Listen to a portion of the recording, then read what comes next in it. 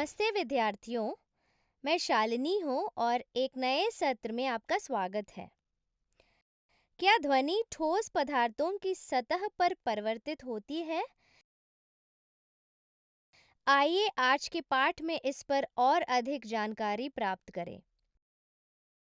लेकिन शुरू करने से पहले आइए एक पुनरीक्षण के लिए जाएं। पुनर्पूंजीकरण। ध्वनि की गति मुख्य रूप से संचार माध्यम की प्रकृति और तापमान पर निर्भर करती है।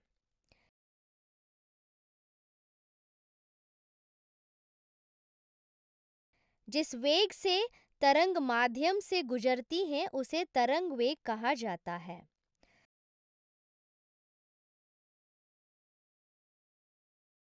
ध्वनि की तीव्रता को कान में उत्पन्न संवेदना की डिग्री के रूप में परिभाषित किया गया है। ध्वनि की गुणवत्ता वह विशेषता है जो हमें विभिन्न संगीत वाद्ययंत्रों द्वारा उत्सर्जित संगीत स्वर के बीच अंतर करने में सक्षम बनाती है। सीखने के परिणाम। इस पाठ के अंत में छात्र इसके बारे में समझने में सक्षम होंगे। प्रतिबिंब के सिद्धांत, प्रतिध्वनि, प्रतिध्वनि का अनुप्रयोग, प्रतिध्वनि का स्थिति, प्रतिध्वनि। सांकेतिक शब्द। ध्वनि का परावर्तन, प्रतिध्वनि, प्रतिध्वनि।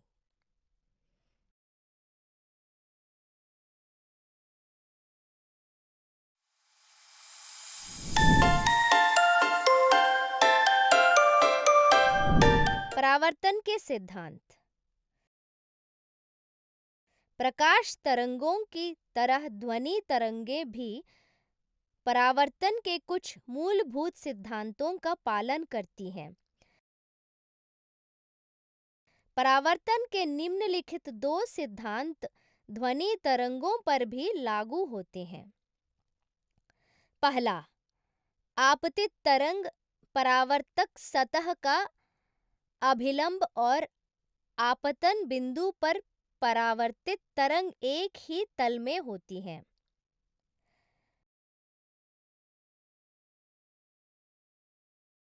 आपतन कोण एंगल I परावर्तन कोण एंगल R के बराबर है। दूसरा, वे ध्वनि तरंगों जो परावर्तक सतह की ओर जाती हैं आपतित तरंगें कहलाती हैं। परिवर्तित सतह में वापस लौटने वाली ध्वनि तरंगों को परावर्तित तरंगें कहा जाता है। सभी व्यावहारिक उद्देश्यों के लिए आपतन बिंदु और परावर्तन बिंदु परावर्तक सतह पर एक ही बिंदु होते हैं। आपतन बिंदु पर खींची गई लंब रेखा को अभिलंब कहते हैं। आपतित ध्वनि तरंग अभिलंब के साथ जो कोण बनाती है उसे आपतन कोण I कहते हैं। परावर्तित तरंग अभिलंब के साथ जो कोण बनाती है उसे परावर्तन कोण R कहते हैं। प्रतिध्वनि। प्रतिध्वनि विभिन्न कठोर सतहों जैसे दीवारों, छतों, पहाड़ों की सतहों आदि से मूल ध्वनि के प्रतिबिंब के कारण उत्पन्न होने वाली ध्वनि है।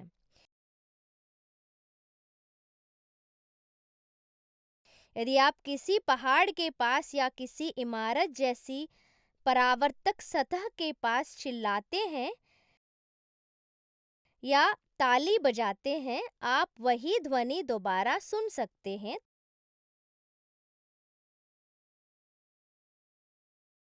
तो ध्वनि आप सुनते हैं उसे प्रतिध्वनि कहते हैं।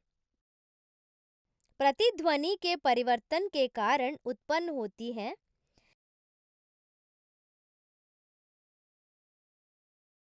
एक छोटे से कमरे में किसी भी प्रतिध्वनि का अनुभव नहीं होता है। इसका अर्थ यह नहीं है कि छोटे कमरे में ध्वनि प्रतिबिंबित नहीं होता है। ऐसा इसलिए है क्योंकि छोटे कमरे पर प्रतिध्वनि सुनने की बुनियादी शर्तों को पूरा नहीं करते हैं। प्रतिध्वनि सुनने के लिए कुछ आवश्यकता शर्तें होती हैं। मानव कानों के लिए सुनने की अवधि 0.1 सेकंड होती है। इसका अर्थ है कि आप दो ध्वनि तरंगों को स्पष्ट रूप से सुन सकते हैं यदि दोनों ध्वनियों के मध्य का अंतराल कम से कम 0.1 सेकंड है। इस प्रकार मूल ध्वनि और प्रतिध्वनि के बीच न्यूनतम समय अंतराल 0.1 सेकंड होनी चाहिए। उपरोक्त मानदंड तभी संतुष्ट हो सकता है जब ध्वनि के स्रोत और परावर्तक सतह के मध्य की दूरी इसी समीकरण को संतुष्ट करेगी। इस प्रकार एक प्रतिध्वनि सुनने के लिए आवश्यक न्यूनतम दूरी ध्वनि के वेग के परिमाण का 1/20 वा भाग वायु है। यदि आप ध्वनि का वेग 344 मिलीसेकेंड्स मानते हैं तो प्रतिध्वनि सुनने के लिए आवश्यक न्यूनतम दूरी 17.2 मीटर्स है। प्रतिध्वनि के कुछ अनुप्रयोग। कुछ पशु लंबी दूरी तक एक दूसरे के साथ संवाद करते हैं और ध्वनि संकेत भेजकर और लक्ष्य से प्रतिबिंबित प्रतिध्वनि प्राप्त करके वस्तुओं का पता भी लगाते हैं।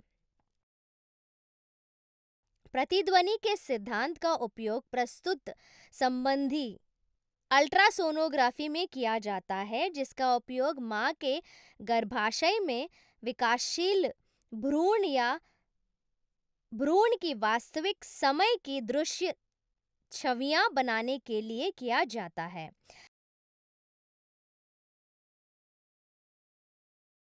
ये एक सुरक्षित परीक्षण उपकरण है क्योंकि यह किसी भी हानिकारक विकिरण का उपयोग नहीं करता है। किसी भी माध्यम में ध्वनि तरंगों का वेग निर्धारित करने के लिए प्रतिध्वनि का उपयोग किया जाता है। प्रतिध्वनि एक बड़े हॉल में उत्पन्न ध्वनि दीवारों से बार बार प्रतिबिंबित होने पर तब एक बनी रहती है जब तक कि यह उस स्तर तक कम न हो जाए जहां से यह सुनाई देने बाद हो जाए। ध्वनि की इस दृढ़ता के फलस्वरूप बार बार परावर्तन होने को प्रतिध्वनि कहा जाता है। किसी सभागार या बड़े हॉल में अत्यधिक प्रतिनिधित्व अत्यंत अवांछनीय है। प्रतिनिधित्व को कम करने के लिए सभाघर की छत और दीवारों को आमतौर पर संपीड़ित रेश गत्ता, फलालेन कपड़े,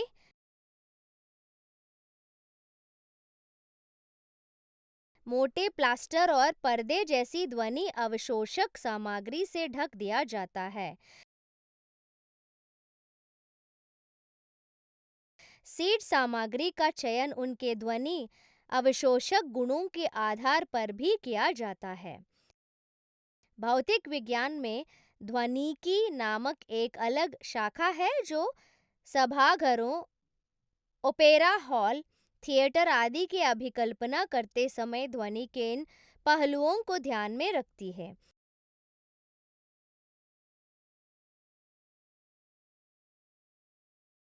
आइए प्रतिध्वनि सुनने के लिए ध्वनि की गति ज्ञात करने के लिए एक सूत्र प्राप्त करें। मान लीजिए स्रोत से बाधा तक ध्वनि द्वारा तय की गई दूरी d है। तब ध्वनि द्वारा बाधा से स्रोत तक तय की गई दूरी d।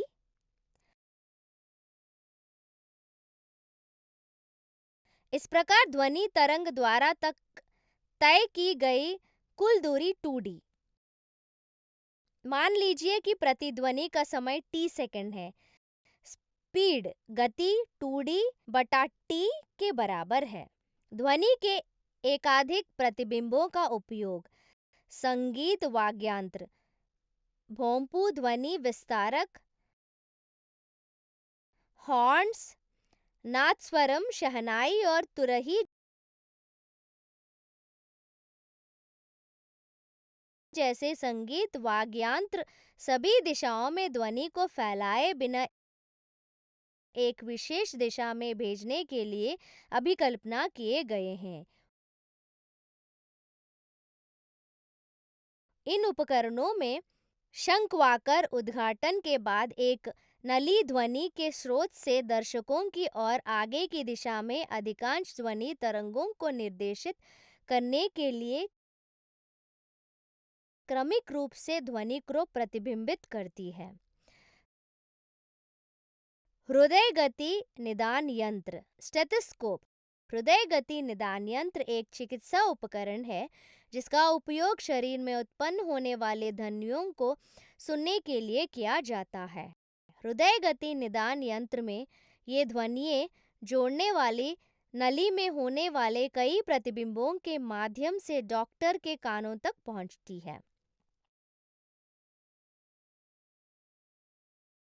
संगीत समारोह। हॉल और सिनेमा हॉल की अभिकल्पना आमतौर पर संगीत समारोह hall, conference hall, cinema hall की छतें इस तरह से अभिकल्पना की जाती है कि प्रतिबिंब के बाद ध्वनि हॉल के सभी कोनों तक पहुंचाती है, जैसे कि चित्र में दिखाए गए हैं। कुछ हॉलों के धुआंदार छत की व्यवस्था इस प्रकार की जाती है कि छत से परिवर्तित होने के बाद ध्वनि पूरे हॉल में समान रूप से फैल सके। याद रखने वाले बातें: आपतित तरंग परावर्तक सतह का अभिलंब और आपतन बिंदु पर परिवर्तित तरंग एक ही तल में होती हैं।